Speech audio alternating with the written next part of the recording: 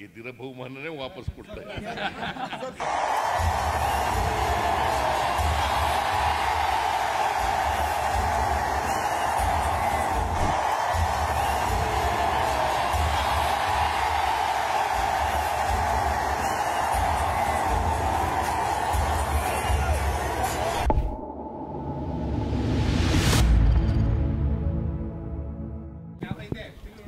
ಎಲ್ಲ RCB ತಂಡದ ಆಟಗಾರರಿಗೆ ಅಭಿನಂದನೆಗಳನ್ನು ಸಲ್ಲಿಸ್ತಾ ಇದ್ದೇನೆ.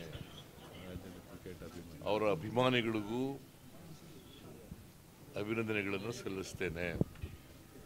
ಇಡೀ ದೇಶ ಇವತ್ತು ಹೆಮ್ಮೆ ಪಡ್ತಕ್ಕಂಥ, ರಾಜ್ಯ ಹೆಮ್ಮೆ ಪಡ್ತಕ್ಕಂಥ, ಯಾಕಂದರೆ ಬೆಂಗಳೂರು RCB ಯಾವತ್ತೂ ಗೆದ್ದಿರಲಿಲ್ಲ.